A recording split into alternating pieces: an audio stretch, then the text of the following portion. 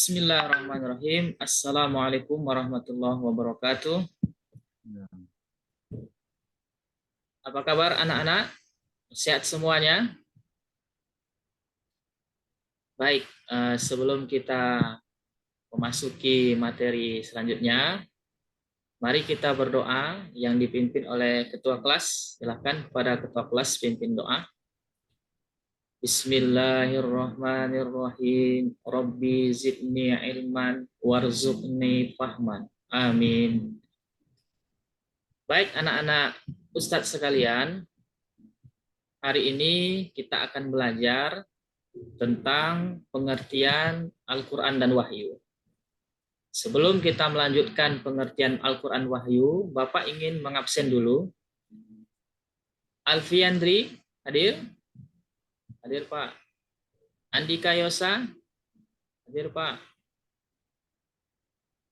Baik, Alhamdulillah semuanya hadir. Kemudian Bapak akan share screen di depan layar kaca kalian semuanya. Tolong dilihat bahwa pelajaran kita ini adalah tentang materi Al-Quran dan Wahyu. Pengertian Al-Quran dan Wahyu. Nampak anak-anak? Nampak ya? Nah, di sini judul materi kita Al-Quran dan Wahyu. Kemudian selanjutnya yaitu tentang peta konsep kita, menu belajar Al-Quran dan Wahyu. Di sini ada pengertian Al-Quran, kemudian Al-Quran menurut ulama, pengertian Wahyu, perbedaan Al-Quran dan Wahyu, latihan, evaluasi, sumber referensi, setelah penutup. Kemudian selanjutnya, adapun tujuan pembelajaran kita itu supaya mengingat kembali apa saja yang diketahui tentang Al-Quran tersebut. Kemudian mengidentifikasi tentang pengertian Al-Quran menurut etimologi dan terminologi. Kemudian menentukan apa pengertian Al-Quran dan Wahyu beserta nama-nama Al-Quran. Selanjutnya menganalisis secara konseptual Al-Quran dan Wahyu sehingga anak-anak dapat meningkatkan keimanan dan bersikap kritis. Kemudian ranah efektifnya agar kita membiasakan membaca doa dan mengucapkan salam, kemudian berakhlakul karimah. Baik anak-anak sekalian, kita lihat di kaca kita bersama. Di sini ada mari renungkan. Bapak minta satu orang untuk membacakan tulisan yang ada di layar kaca kita masing-masing. Kepada Andika Yosa agar membacakannya. Baik Pak.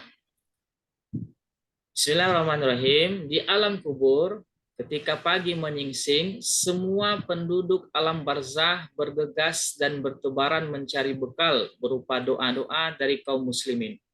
Mereka mengais ke sana kemari untuk mencari doa-doa dari kaum muslimin sebagai bekal mereka. Tapi ada satu orang bapak tidak sibuk sama sekali. Malah duduk-duduk santai, lalu seorang temannya bertanya, "Hai Pak, kok santai saja? Apa enggak cari bekal?" Dijawab bapak tersebut, "Tidak perlu. Sebentar lagi kiriman buat saya akan datang." Kawannya bingung. Ternyata di dunia, bapak tersebut mempunyai seorang anak yang kerjanya adalah sebagai penjaga kedai harian. Ketika tidak ada pembeli, dia duduk dan membaca Al-Quran dan diniatkan pahalanya untuk ayahnya di kubur. Nah, Bapak ingin terima kasih kepada Andika Yosa. Anak-anak sekalian, Bapak ingin dari bacaan tersatu di atas, mari merenungkan ini, Bapak minta ingin memberikan tugas kepada kalian di LKPD-nya. Apa hikmah yang dapat Ananda petik dari kisah teratas? Maka jawabannya nanti tulis di LKPD ya anak-anak yang telah Bapak share di grup e-learning kita. Selanjutnya, anak-anak lihat, mari mengingatkan. Nah, mari mengingatkan apa yang kamu ketahui tentang Al-Quran dan Wahyu. Apa yang kamu ketahui tentang Al-Quran dan Wahyu? Nanti Bapak coba tanya kepada Alfiandri. Apa Alfiandri tahu? Al-Quran dan Wahyu? Ya, Al-Quran dan Wahyu adalah kalam Allah yang diturunkan kepada Nabi Muhammad SAW. Baik, nanti semuanya Bapak minta untuk menuliskan juga. Menuliskan juga semuanya. Tuliskan jawabannya di LKPD yang telah Bapak share di dalam grup WA kita. Bapak tunggu. Baik anak-anak, kita lanjutkan. Mari amati. Nah, sekarang kita lihat, diperhatikan coba di depan layar kita. Di sini ada mari amati. Ada beberapa gambar, ada 6 gambar yang Bapak tampilkan. Yang pertama itu ada seorang lanjut usia sedang membaca Al-Quran. Kemudian anak usia dini membaca Al-Quran. Kemudian ada seorang guru di dalam masjid atau musola mengajarkan Al-Quran. Kemudian ada orang membaca Al-Quran di dekat orang yang sakit. Kemudian ada yang membaca Al-Quran di dalam bis. Kemudian yang terakhir ada orang yang membaca Al-Quran di pusara kuburan. Kemudian Bapak ingin dari hasil amati kalian, Bapak ingin lagi untuk supaya kalian menuliskan jawabannya tentang pengamatan kalian dari 6 gambar yang Bapak tampilkan tadi. Apa hasil dari amatan kita? Baik anak-anak, selanjutnya adalah Bapak jelaskan sedikit tentang pengertian Al-Quran. Al-Quran menurut bahasa berarti bacaan atau yang dibaca. Kemudian menurut istilah, Al-Quran adalah wahyu Allah Subhanahu wa Ta'ala yang diturunkan kepada Nabi Muhammad SAW melalui malaikat Jibril sebagai petunjuk bagi umat manusia. Al-Quran diturunkan untuk menjadi pegangan bagi mereka yang ingin mencapai kebahagiaan dunia dan akhirat. Nah, anak-anak sekalian, itulah tentang pengertian Al-Quran. Kemudian selanjutnya, sebelum kita masuk pelajaran kita selanjutnya, Bapak mau memberikan pembagian kelompok. Kelompok kita ada 3, kelompok pertama, kelompok kedua, dan kelompok ketiga. Nah, kelompok pertama ini diketuai oleh Alfiandri, kelompok kedua diketuai oleh Andika Yosa, kelompok ketiga diketuai oleh si Dudung. Ya, Bapak harapkan nanti dengan hasil diskusi kelompok kita ini, Bapak ingin diskusi tersebut kalian catat di dalam LKPD kalian, kemudian dimasukkan di dalam grup WA kita yang situ tercantum e-learning madrasah kita masing-masing. Baik, kita lanjutkan anak-anak sekalian.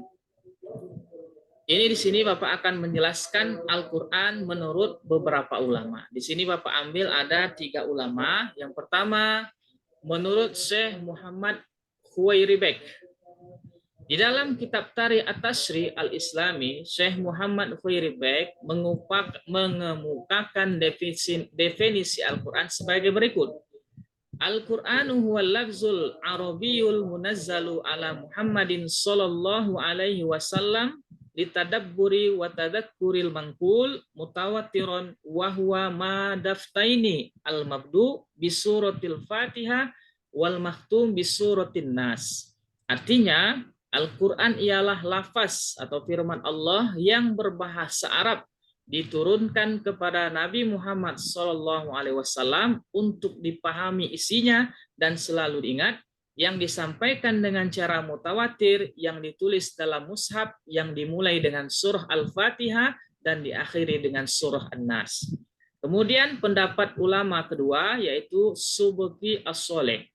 Beliau mengemukakan definisi Al-Quran tersebut adalah Al-Qur'anu huwal kitabul mu'jizul munazzalu 'alan nabi sallallahu alaihi wasallam al-maktubu fil masahifil manqul alaihi bitawatturil muta'abbad bitilawatihi. Artinya, Al-Qur'an adalah kitab Allah yang mengandung mukjizat yang diturunkan kepada Nabi Muhammad sallallahu alaihi wasallam, yang ditulis dalam mushaf-mushaf yang disampaikan secara mutawatir dan menilai ibadah membacanya. Kemudian pendapat ulama yang terakhir yang bernama Syekh Muhammad Abduh. Apa kata beliau tentang Al-Quran? Al-Quran Al-Kitabu huwal Qur'anul maktub fil masahifil mahfuz fi suduri man ana bihibzi minal muslimin. Artinya kitab Al-Quran adalah bacaan yang tertulis dalam mushaf-mushaf yang terpelihara di dalam dada orang yang menjaganya dengan menghafalnya, yakni orang-orang Islam. Nah, itulah beberapa pendapat para ulama tentang pengertian Al-Quran tersebut. Kemudian Bapak harapkan dari diskusi tadi, dari pengertian Al-Quran menurut beberapa ulama tadi, yang sudah Bapak bagi kelompok menjadi 3, mari kita diskusikan tentang pendapat para ulama tadi. Kemudian anak-anak sekalian tulis di LKPD dan di modul ajar. Kemudian bahannya itu dikirim ke grup. Kemudian selanjutnya kesimpulan dari apa yang kita pelajari ini ada 3. Ada beberapa kesimpulan dari yang kita pelajari hari ini anak-anak. Yang pertama, Al-Quran adalah firman Allah. Kemudian Al-Quran terdiri dari lafaz Allah berbahasa Arab. Al-Quran diturunkan kepada Nabi Muhammad. Kemudian terakhir Al-Quran senantiasa terpelihara dan terjaga kemurniannya. Maka anak Bapak sekalian, setelah kalian tahu tentang kesimpulan tersebut, Bapak berikan latihan soal-soal ini yang sudah Bapak sebutkan di dalam LKPD kita. Anak-anak bisa menjawab soal tersebut dari beberapa sumber referensi ini semuanya. Kemudian itulah pembelajaran kita hari ini ya anak-anak.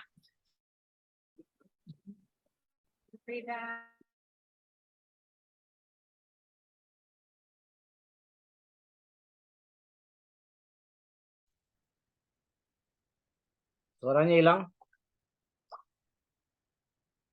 Suaranya hilang, Pak Aris. Baik anak-anak sekalian, itulah pelajaran kita hari ini tentang materi pengertian Al-Quran dan Wahyu. Selanjutnya kita akan melanjutkan tentang pelajaran keotentikan Al-Quran. Terima kasih anak-anak. Mari kita tutup doa dengan membaca doa kifaratul majlis. Subhanakallahumma bihamdika asyhadu an la ilaha illa anta astaghfiruka wa atubu ilaik. Assalamualaikum warahmatullahi wabarakatuh. Berhentikan nih Pak? Ya.